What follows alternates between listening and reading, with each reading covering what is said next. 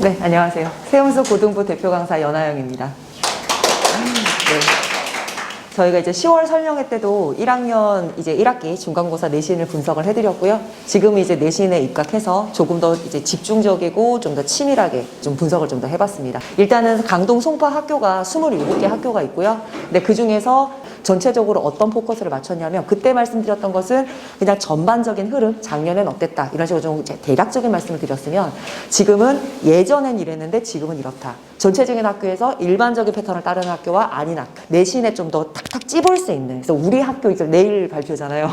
너무 떨리는데 우리 아이들이 일지망 학교를 갈지 아니면 납치를 당할지 사실 잘 모르겠습니다. 근데 납치를 당하든 아니든 작년까지의 그 패턴이 올해 다시 반복된다는 보장은 절대 없어요. 공립 같은 경우는 당연히 계속 바뀌겠지만 사립인데도 1학년 선생님이 바뀔 가능성도 크고 또 올해는 또 작년과 다르게 될 가능성도 크고요. 그래서 지금 분석하는 것은 지금까지에 대한 대략적인 분석과 그것을 얼마나 몇 퍼센트 정도나 적용을 할 건지에 대한 얘기인 거지 이걸 절대적으로 생각하시면 안 되겠습니다. 다만 그게 확률적으로 다른 유형이 나올 것보다는 좀 더 높다는 거죠. 그래서 거기에 조금 더 중점을 둬서 공부를 하는 거지 다른 유형도 같이 봐줄 필요가 있습니다. 그래서 일부러 유형별로 다양하게 좀 보여드릴 생각이고요.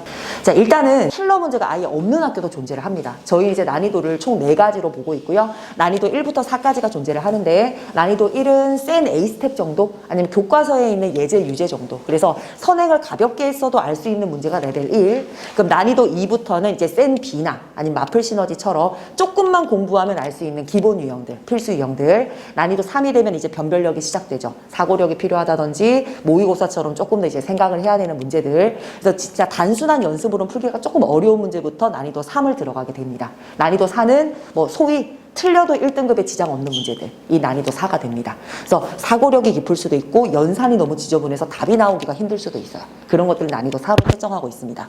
자, 일단은 킬러가 아예 없는 학교라면 난이도 2, 3 위주로 공부하게 되는 게 가장 유리하겠죠. 똑같은 시간이 정해져 있다면. 그리고 난이도 1은 물론 잘 맞추겠지만 실수를 절대로 하면 안 되겠다. 그래서 이런 학교에 상위권 아이들이 가게 되면 상당히 불리합니다. 가장 최악인 아이들은 사고력은 좋은데 계산 실수가 좀 있는 친구들은 쉬운 학교에 가서 실수 2개 정도만 하면 등급은 바로 3등급으로 떨어지게 됩니다. 그런 친구들이 갔을 때 조금 위험할 수 있죠. 그래서 이런 친구들은 사고력이 깊은 문제가 나오지 않기 때문에 어쩔 수 없이 자신의 장점을 버리고 연습 문제 위주로 기계적인 연습을 좀 많이 해주셔야 돼요. 그래서 그것은 이제 일단 사고력 문제를 아예 안 할 수는 없겠지만 왜냐면 그 해 어떻게 나올지 몰라요. 하지만 비중을 좀 더 계산 연습에 좀 치중을 해주면 좋겠다. 그리고 어느 학교나 어느 문제집에서나 나올 수 있는 필수 유형들 위주로 나올 가능성이 큽니다. 즉 누가 봐도 아 이런 문제 냈구나. 어떤 선생님이 봐도 당연히 뻔하게 낼 수 있는 누구나 중요하다고 생각하는 문제 위주기 때문에 다들 쉽다라고 표현을 하는 거죠. 그래서 예상하지 못한 문제가 나오는 경우는 거의 없습니다. 그래서 제가 집중 분석하는 학교 중에서는 뭐 가락고가 제일 대표적인 학교인 것 같아요. 가락고나 오금고 같은 경우가 됩니다.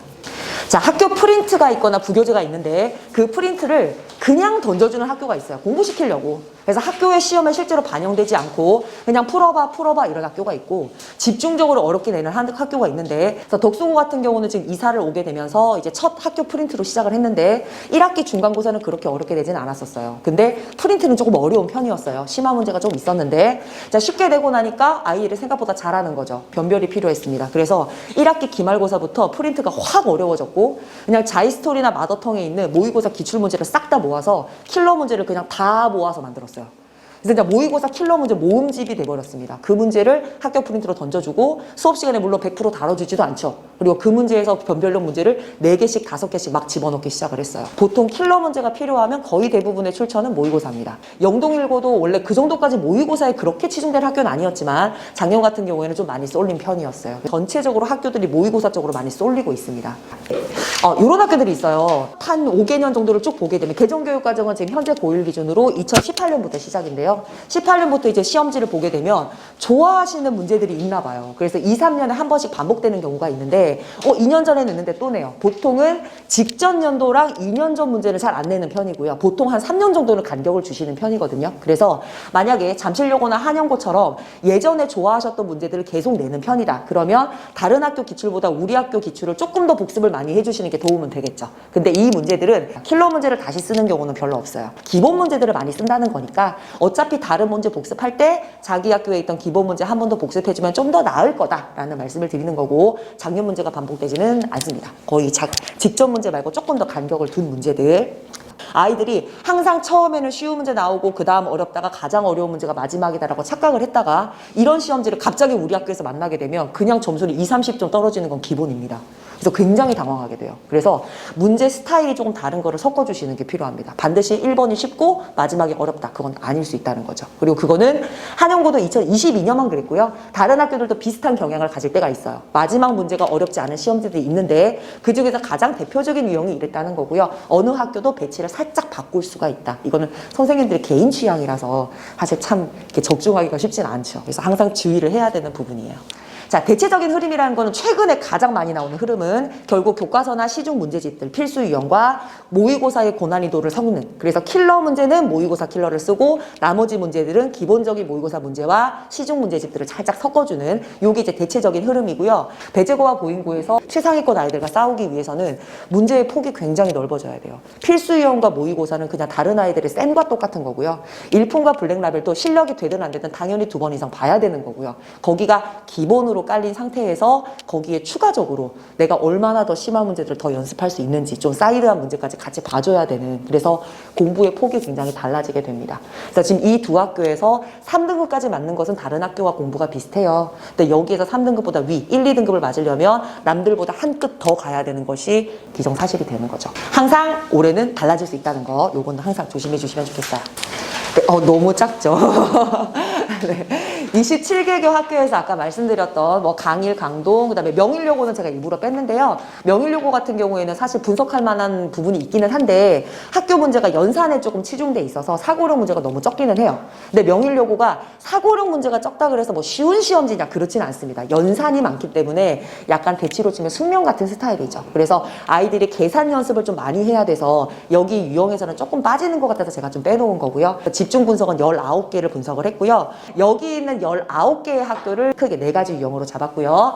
평균보다 낮은 난이도, 평균보다 높은 난이도로 잡아서 제가 요 뒤에 있는 지금 표를 보시면 표 아래쪽에 있는 1유형, 2유형, 뒤에 있는 3유형까지, 그래서 1, 2, 3유형을 제외한 나머지 19개의 나머지 학교들은 평범한 학교로 보시면 됩니다. 난이도가 굉장히 평균이다. 그래서 말씀드린 것처럼 시중 문제집 문제도 있고 교과서 문제도 있고 모의고사 킬러도 조금 나오고 요 정도. 그래서 가장 평범한 라인으로 보시면 되고, 여기에서 제가 추출한 난이도 1, 2, 3 학교는 거기서 좀 벗어나는 학교들이죠. 좀 쉽다든지 아니면 조금 더 어렵다든지. 난이도 1을 보시면요. 가락고와 오금고가 대표적인 것 같아요. 모의고사 문제가 나오기는 하지만 킬러 쪽은 아예 건들지도 않습니다. 중킬러도 거의 건들지 않아요. 그래서 이제 개수를 보시면 이 슬러시로 되어 있는 게 난이도 1, 2, 3이에요. 네, 난이도 1, 2, 3이 4개까지 있는 학교가 있고 3개인 학교가 있죠. 그죠? 그래서 난이도가 4개까지 있는 것은 난이도 1, 2, 3, 4까지 낸다는 뜻이고요. 난이도 4가 없는 학교도 많기는 합니다. 그래서 난이도 4가 없으면 학교 시험이 좀 쉬운가? 특히 보성고를 보시면 쉬운가? 근데 지금 난이도가 2란 말이죠. 그죠? 자, 난이도 1은 평균보다 낮은 학교라 그랬습니다. 여기 있는 난이도 2는 평균보다 난이도가 높은 학교예요. 그럼 난이도 4가 없으면 쉬운 학교가 아닐까? 이 전체적으로 봤을 때 지금 문제들이 난이도 2와 3에서 계산을 좀 많이 시킨다든지 아니면 사고력이 필요한 문제들로 난이도 2, 3을 구성을 하게 되면 아이들이 시간에 쫓길 수가 있어요. 그래서 기계적인 문제가 아니다 보니까 아는 문제인데 생각할 시간이 필요하고 가다 보니까 뒤에 있는 문제가 한 5개 남았고 시간은 5분도 안 남은 거죠. 그렇게 해서 절대적인 점수가 나오기가 쉽지가 않을 수가 있다. 그래서 전체적인 베이스를 보시면 이 점수에서 1등급과 2등급이 안정적인 점수를 받기에 어려운 학교라고 보시면 됩니다. 그 어려운 거를 계산 실수로 잡아먹을 수도 있고 어려운 문제로 시간을 끌 수도 있는 거죠. 그래서 전체적인 베이스는 조금 느낌은 다르지만, 그래서 가락고와 오금고는 같은 느낌으로 보시면 되고요. 이 평균보다 어려운 학교 4개는 조금씩 스타일이 다릅니다. 보성고 같은 경우는 모의고사 베이스를 많이 잡고 기본적인 계산 문제의 난이도 2와 사고력이 필요한 난이도 3을 조금 더 시간을 많이 끌게, 조금 더 신경을 많이 쓴 문제들을 많이 배치를 하고 있어요. 그리고 난이도 1이 굉장히 작은 편이에요. 그래서 깔아주는 문제가 거의 없어요. 그래서 한두 문제 지나가면 계속 생각하고 풀고 이래야 돼서 시간을 좀 많이 잡아먹는 편이죠. 영동1고는 아까 말씀드린 것처럼 영동1고, 덕수고, 이제 요 라인들, 그래서 부교재나 프린트가 있고 거기 자체에 심화 문제가 있었기 때문에 일단 심화 문제를 던져준 상태에서 베이스가 있는 데서 추출을 하므로 공부를 열심히 한 친구들 입장에서는 네, 심화 문제를 해결하기 괜찮을 수 있는데, 만약에 제가 심화 문제가 조금 어려운 학생이에요. 근데 심화 문제를 학교 시험으로 너무 많이 던져줬어요. 그러면 내가 이 프린트를 어디까지 소화를 할 것인가? 목표 등급에 대한 생각도 조금 심각해질 수 있습니다.